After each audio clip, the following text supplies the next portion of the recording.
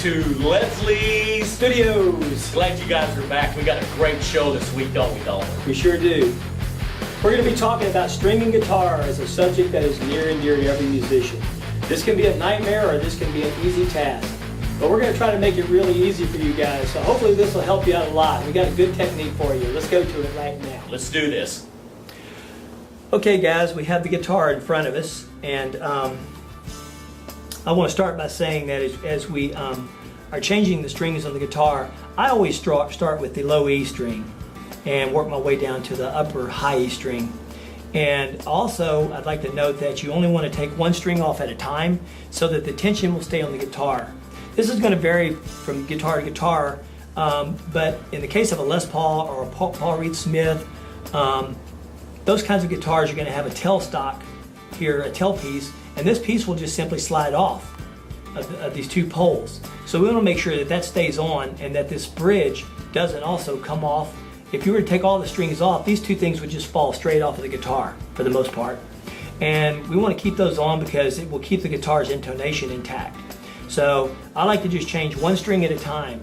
And I also like to give credit to a guy named Bill Baker who taught me this process online for changing guitar strings. So anyway, here we go. We're going to begin, and I'm going to remove this lower E string.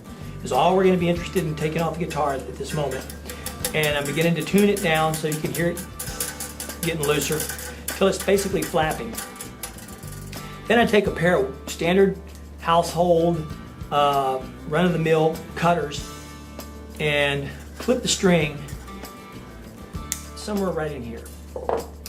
And this piece will just simply slide straight back out, go to the side, and this top piece I'm going to unwind real quick and just get that off up here in the front. Can you see that, EC? And pull that guy out. All right, so the string is completely removed. Now I'm going to bring out my replacement string. And you want to make sure, let me just remind you that you want to keep your strings in some sort of order so that everything is, so you know you're not stringing the wrong string on it in the wrong position. Okay, I'm going to thread it through the back end of the tailstock until, can you see this, EC? There's a little ball joint down at the end here. And this little ball joint is the thing that holds it in place down here on this pole, on this piece. So we want to get that kind of in there until it's strong and tight. Now, if we can come up to the front of the headstock up here, you see? What I do is I take a regular graphite pencil, good old number 2 pencil, and inside, make sure it's kind of sharp on the front end, and inside this little groove right here where the string is, I like to just do this a few times because what that does, it puts a little bit of graphite in that groove, and that sets that makes it slippery in here for the string to slide on. And as you're playing the guitar and you're bending strings and stuff, this will ride in here real smooth and it won't kink up and get out of tune. Okay, this will save you a lot of headache, trust me. All right, now, to get the right length of our string, we go up to our pole piece here on the tuning peg, and I go 3 fingers past this pole piece. Are you seeing that okay? All right, and once you've got 3 fingers past right there, I want to bend the string until I come up with something that looks like that angle. Okay, then I want to take this pole piece here and I want to turn the groove until the hole in it is pointing this direction right here toward me. So the string, as I bring it around like this, I'm trying to do this where you can see it.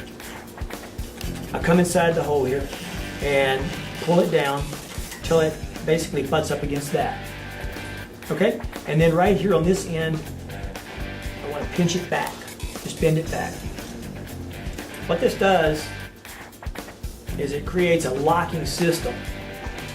See, the string hasn't even begun to be strung yet, and you can see I've got a very strong, firm lock there. And again, I'd like to thank Bill Baker for that. That was pretty good. Awesome, Bill. All right, now we come back down here and put the string inside the groove here.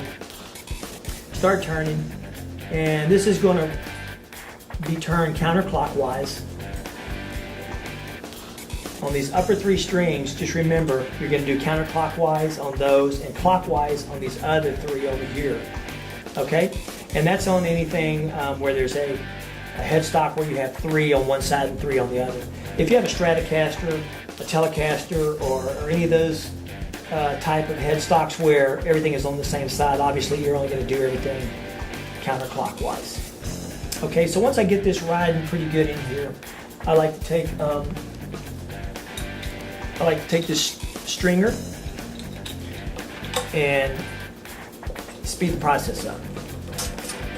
And I like to get this the corkscrew on this threading where it's underneath, each one consecutively is underneath the other, so that it's constantly pushing the string down and not above.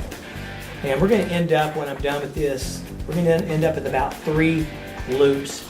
Okay, now you'll begin to hear the string tighten up. And once I get it kind of tight, I'll take the string here and pull up on it. And you can put quite a bit of tension on that. Pull it and then you'll hear it drop, watch. See it drop considerably. Tighten it back up. Redo that again. And you can do that maybe 3 or 4 times until you get that slippage out of it. It'll stretch. Okay, now what we're going to do, once we've got that done, we're going to start tuning it up to the rest of the guitar. The rest of the guitar is still in tune for the most part, so we've got something to work off where we can get this one in tune pretty quickly. Watch.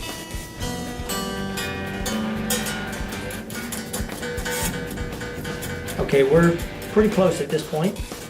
Now I'll do that pull up one more time on that string. Slightly drops. Get it back.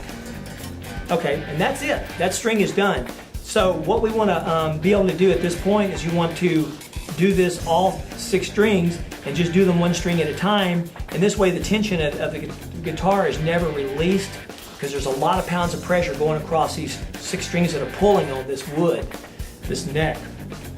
And this will keep your guitar in good shape. And it'll also make it real easy for you to keep the guitar back in tune and none of the parts falling off the tail end of the guitar and that kind of thing. And you see one last thing, if you can come up to the headstock one more time. Up here on the headstock, the string is still uncut. A lot of guys leave that like that. That is not something I enjoy, so I take the clippers and I reach down to the base of it and just clip that off. And there's a little point here, so be careful with these because these will cut you up. So anyway, just be real cautious about those. But I trimmed those off, and there you have it. You're good to go. Well, that was some great techniques you showed us, Dalton. Really, really nice stuff. Well, guys, we hope you enjoyed this show and hope that you now know how to string a guitar and you can do this a lot quicker. And hopefully this is something that you can give us some feedback on if you know of a better technique, because we're always looking for new ideas. You guys have a great evening, and we'll see you guys again soon. And don't forget to subscribe to our channel. We've got some great on-location footage and shows coming up to you in the very near future that I think you're going to like. Rock on. That's a wrap.